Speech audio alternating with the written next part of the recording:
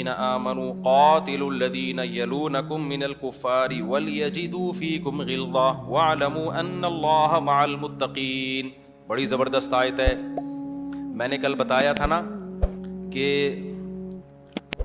Venice میں عیسائیوں نے مسلمانوں کے خلاف بورڈ لگایا ہوا ہے کہ مسلمان فاتحین یہاں آئے تھے یورپ میں اور ہمیں پتلی گلی سے نکال کے جزیروں میں محدود کر دیا, اس کے بعد یہ جزیرہ آباد ہو گیا, پورا شہر بن گیا.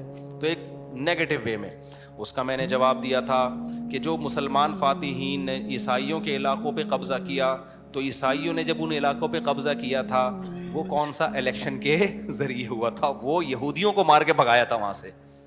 تلوار لے کے چڑھے تھے کس پہ؟ یہودیوں پہ.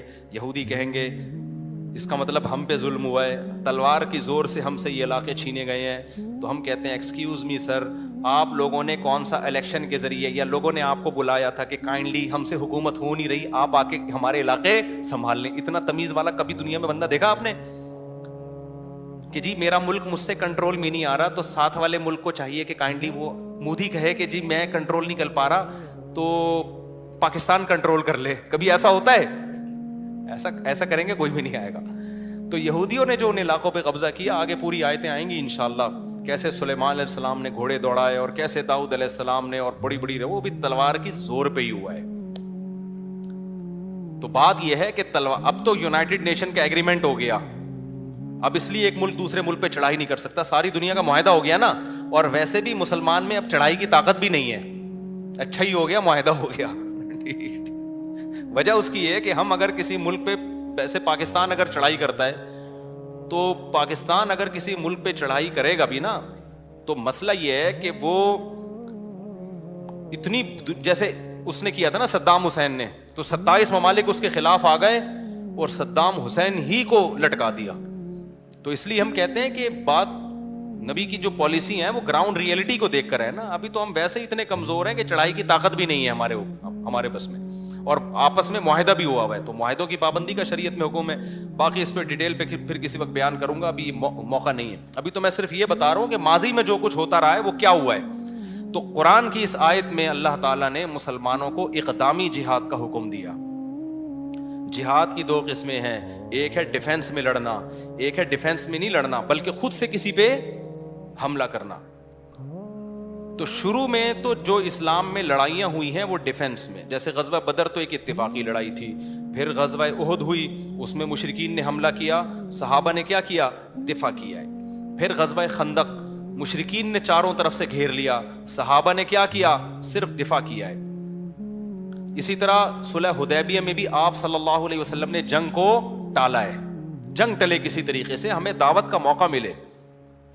لیکن صلح حدیبیہ کے بعد نبی صلی اللہ علیہ وسلم نے مختلف بادشاہوں کو خطوط لکھے دنیا بھر میں, اور اس میں ان کو پیغام دے دیا کہ ہماری اس دعوت کے پیچھے کیا ہے؟ تلوار ہے. اسلم تسلم, اسلام قبول کر لو گے تو بخشش ہو جائے گی, اسلام قبول نہیں کرتے تو پھر محفوظ نہیں ہو, پھر ہمارا تم سے کوئی ایگریمنٹ نہیں ہے, فوجیں لے کے چڑھ جائیں گے ہم. آپ نبی کے ویژن کا اندازہ لگاؤ, اتنی سی ریاست ہے مدینہ کی, چند لوگ ہیں, خطوط کس کو لکھے جاتے ہیں؟ ہرقل کو, بادشاہ کو لکھا جا رہا ہے, روم کے بادشاہ کو لکھا جا رہا ہے, فارس اور ایران کے بادشاہ کو, جو بڑی بڑی پاورفل ریاستیں. روم کا بادشاہ تو بہت ہی بڑی چیز تھا, وہ جیسے آج سپر پاور امریکہ سمجھا جاتا ہے نا, تو یہ امریکہ بھی اس کے مقابلے میں کچھ نہیں تھا, کیونکہ پورا یورپ, ترکی, استنبول, پھر رشیا کی بہت ساری ریاستیں, یہ ساری اس کے ماتحت تھیں. اتنے بڑے بادشاہ کو خط لکھا جا رہا ہے ایک یتیم کی طرف سے, جو لڑائیوں بند کرنے کے معاہدے کر رہے ہیں کہ بھائی ابھی ہم کمزور ہیں, لڑ نہیں سکتے, لیکن آگے ان کو بتایا جا رہا ہے کہ آنے والے ہیں, صبر کرو, ٹھیک ہے نا, آنے والے ہیں. اس پر بہت سے غیر مسلم لوگ کہتے ہیں کہ یہ تو آپ ریاست کے لیے کر رہے ہو نا, یہ تو آپ کو چاہیے, حکومت چاہیے, ریاست کے لیے اس ملک پہ حملہ کر رہے ہو. اگر ریاست کے لیے حملہ کر رہے ہوتے تو پھر یوں خط لکھتے کہ تم مسلمان ہو یا نہ ہو, ہمیں تمہارا علاقہ بہرحال چاہیے. نا نا نا نا، اس میں آپشن دیا جا رہا ہے اگر تم توحید کے راستے کو اختیار کر لیتے ہو، اللہ کے نظام کو زمین پہ نافذ کر دیتے ہو، تو پھر ہمارا تم سے کوئی اختلاف نہیں ہے، نہ ہم تم سے ریاست چھینیں گے، ادھر کے بادشاہ تم ہی ہو، ہمیں مقصد سے مطلب ہے، ذریعہ مقصد ہمارا مقصد نہیں ہے۔ تبھی ایسا ہوا کہ بہت سے ملکوں نے نبی سے معاہدے کیے۔ طائف والے جب آئے نا نبی کے پاس، جنہوں نے نبی صلی اللہ علیہ وسلم پہ کتنا ظلم کیا تھا، جب طائف والے نبی کے پاس آئے نا معاہدوں کے لیے، تو انہوں نے کہا کہ ہماری حکومت ہمارے طائف میں رہے گی، ہم ریاست آپ کے حوالے نہیں کریں گے، لیکن ہم بت پرستی بھی کریں گے اور یہ بھی کریں گے وہ بھی۔ نبی نے فرمایا کہ نہ، بت پرستی کی اجازت نہیں، شراب کی اجازت نہیں، زنا کی اجازت نہیں ہے، کیونکہ یہ تو اسلام کے مقاصد کے خلاف ہے، لیکن باقی ساری شرطیں ان کی قبول کر لیں اور طائف انہی کے حوالے کیا۔ تو اس سے پتہ چلتا ہے کہ اسلام کی جو تلوار ہے وہ نظریے کی بیس پہ ہے، وہ خطے کی جنگ نہیں ہے، وہ خطے کی جنگ نہیں ہے۔ تو یہی صحابہ کی لڑائیوں میں اگر بھائی آپ اس تو خدا کے نظام کو آپ نافذ کر دیتے ہو، پھر ہم آپ سے نجاشی نے لیا، مسلمان ہو گیا تھا نا، تو نبی نے نجاشی پہ فوج نہیں بھیجی ہے، تو یہ خوب سمجھ لیں۔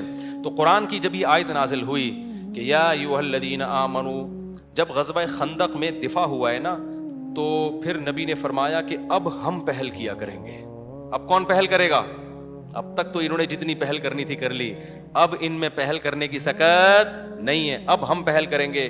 تو سب سے پہلے پہل ہوئی ہے مکہ پہ، آپ صلی اللہ علیہ وسلم نے 10,000 کا لشکر لے کے چڑھائی کی اور بغیر جنگ کے فتح ہو گیا۔ اس کے بعد پھر کچھ دفاعی لڑائیاں ہوئیں، پھر قرآن کی یہ آیت نازل ہوئی کہ اب ایک مضبوط ریاست بن چکی ہے، اب اے ایمان والو تم نے کیا کرنا ہے؟ قاتلوا الذین یلونکم من الکفار، جو تمہارے قریبی کنٹریز ہیں غیر مسلموں کے، ان سے قتال کو شروع کرو۔ پھر جو صحابہ نے لڑائیاں لڑی ہیں نا، پھر وہ ہوتے ہوتے ہوتے ہوتے پھر آپ خوشخبریاں سنا رہے ہیں۔ یہ حدیث مجھے اتنی مزیدار لگتی ہے، قسطنطینیہ استنبول کہاں ہے؟ ابھی میں ہو کر آیا ہوں نا استنبول سے، ان لوگوں نے نا وہ حدیث اپنے ایئرپورٹ پہ لگائی ہوئی ہے، قسطنطینیہ والی حدیث، ترکوں نے۔ بڑا مزہ آتا ہے یہ حدیث پڑھ کے، کتنا دور ہے استنبول، اور عیسائیوں کا کیا ہے؟ مرکز ہے، اس کو فتح کرنا آسان نہیں ہے۔ ہمارے نبی صحابہ کو خوشخبری دے رہے ہیں کہ پہل کون کرے گا؟ اب ہم کریں گے، اب ان میں دم نہیں ہے ہم پہ حملہ کرنے کا، اور آپ خوشخبری سنا رہے ہیں۔ نعم الجیش جیش یغزو القسطنطینیہ ولنعم الامیر امیرها، فرمایا سب سے بہترین امیر وہ امیر ہے جو قسطنطینیہ پہ۔ اس وقت سے صحابہ لگ گئے کہ ہم نے کیا کرنا ہے۔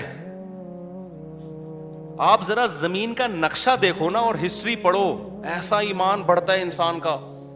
100 سال بھی نہیں گزرے، محمد بن قاسم جو تھا نا 17 سال کا تھا، اور تابعین میں اس نے حضرت ابو ہریرہ کو بھی دیکھا ہے، بہت سے صحابہ کو دیکھا ہے، 17 سال کی عمر میں اس کو بھیجا گیا۔ بھائی سندھ کس کے کا؟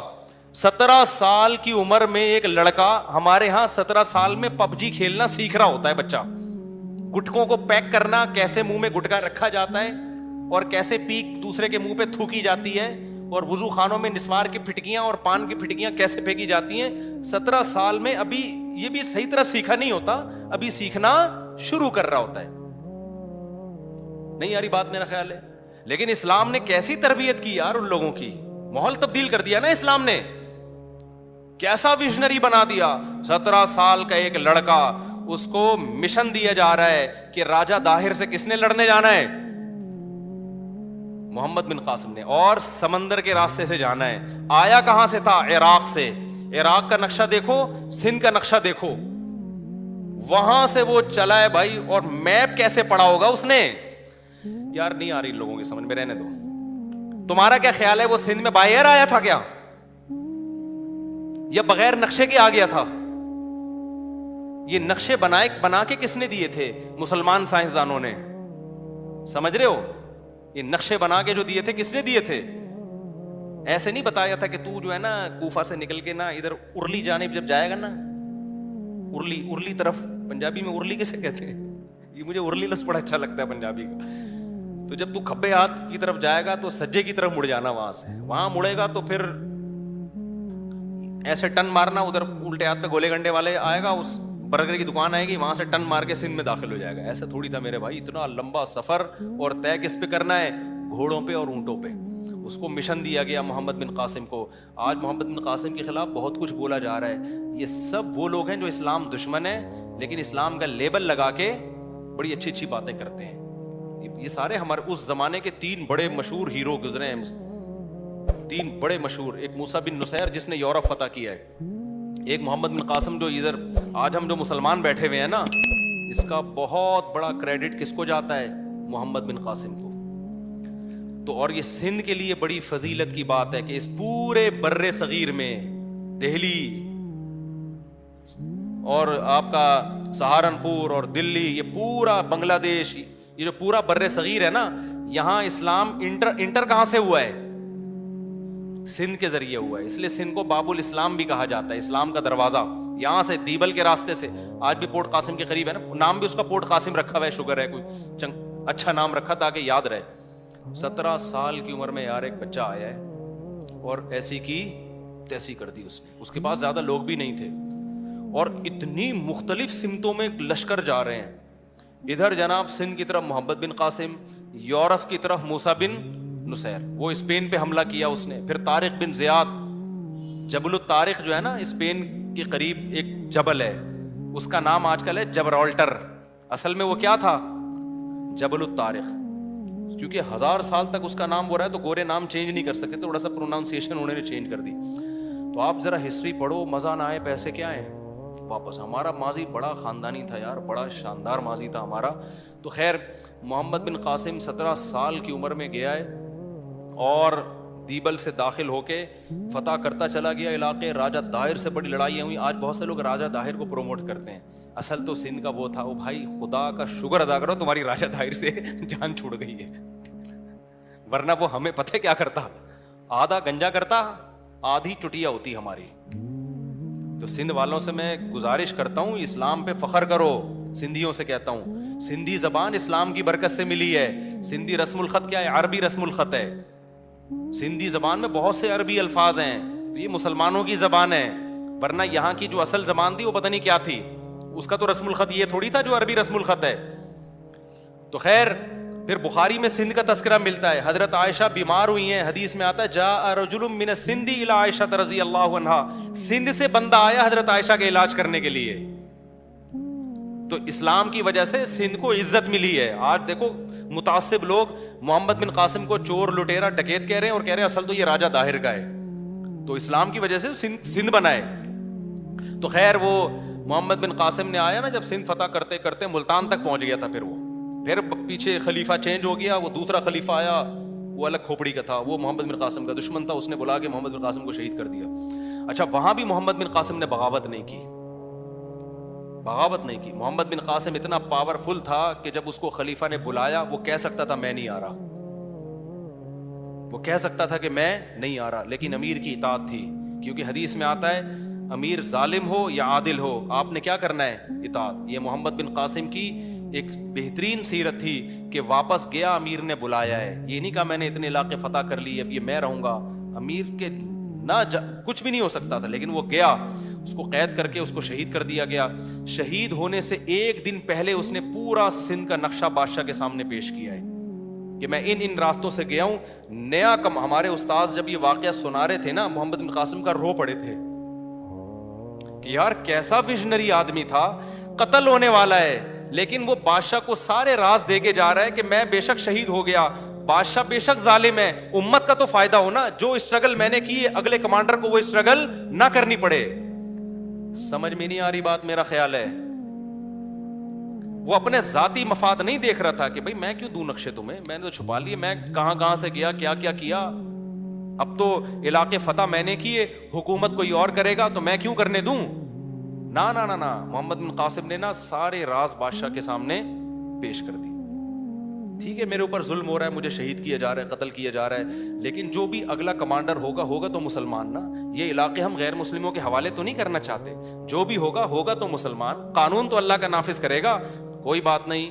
یہ سارے راز ہیں جو آپ کی خدمت میں, تاکہ اگلا کمانڈر ان نقشوں سے, ان تجربوں سے فائدہ اٹھا کے جو علاقے میں نے فتح کیے ہیں ان علاقوں کی کمانڈ اپنے ہاتھ میں لے لے, مسلمانوں کو دوبارہ نہ لڑنا پڑے. اور محمد بن قاسم جب واپس جا رہا تھا نا سندھ سے, ہندوؤں کی تاریخ بتاتی ہے ہندو پھوٹ پھوٹ کے رو رہے تھے, اور ہندوؤں نے محمد بن قاسم کی تصویریں بنا کے سجدہ کرنا, ہندوؤں کے تو بھگوان بہت ہوتے ہیں نا, انہوں نے کہا چلو یہ بھی بھگوان ہے آج سے ہمارا. اتنا عدل و انصاف سے سندھ کو بھر دیا تھا محمد بن قاسم نے, اور اتنا اچھا سلوک کیا ہندوؤں کے ساتھ. یہ تو اب جا کے ہندوؤں نے تاریخ بدلنا شروع کر دی ہے, ورنہ آپ ہندوؤں کی پرانی کتابیں دیکھیں اس میں محمد بن قاسم کا بڑا اچھا تذکرہ ہے, ورنہ ہندو تصویر تھوڑی بناتا, تصویر بنا کے پوجتا تھا محمد بن قاسم کو.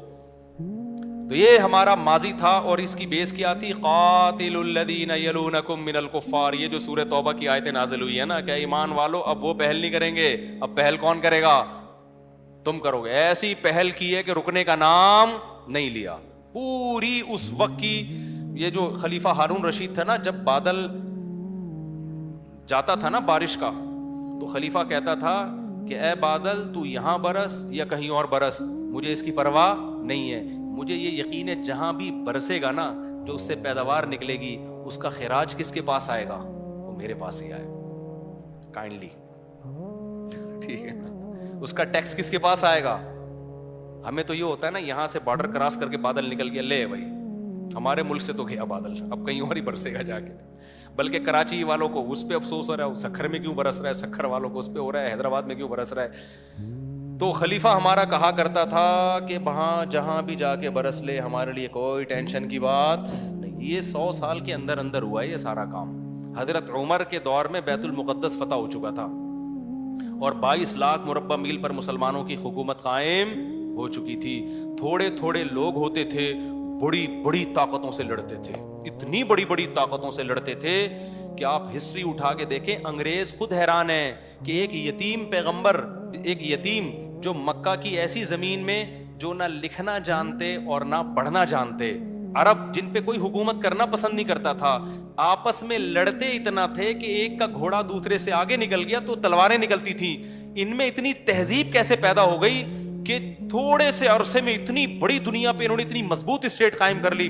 اور کمال کی بات یہ کہ حضرت معاویہ رضی اللہ تعالیٰ عنہ کے دور میں پہلا بحری بیڑا تیار کیا گیا ہے سمندری جنگ کے لیے, کیونکہ نبی خوشخبری سنا چکے تھے, میری امت کا جو لشکر حملہ کرے گا نا سمندری لڑائی میں ان سب کو جنت کی ضمانت دیتا ہوں, او کما قال صلی اللہ علیہ وسلم. بعض صحابہ نے اٹھ کے دعا مانگی, یا رسول اللہ آپ دعا کریں ہم اس بحری لڑائی میں شریک ہوں. حالانکہ جس وقت آپ یہ خوشخبریاں سنا رہے ہیں اس وقت تو آپ کے معاہدے ہو رہے ہیں اور جنگ بندی کے معاہدے ہو رہے ہیں, اتنے کمزور, اور خوشخبریاں کیا سنا رہے ہیں کہ ایک بحری بیڑا تیار ہوگا عنقریب اور سمندر کے ذریعے حملہ کرے گا. نہیں آ رہی بات میرا خیال ہے. تو حضرت معاویہ کو یہ فضیلت جاتی ہے, سب سے پہلا بحری لشکر کنہوں نے تیار کیا, حضرت معاویہ نے. اس کا امیر کا نام رکھا امیر البحر, جس کو آج ایڈمرل کہا جاتا ہے گوروں کی اصطلاح میں. تو بڑا شاندار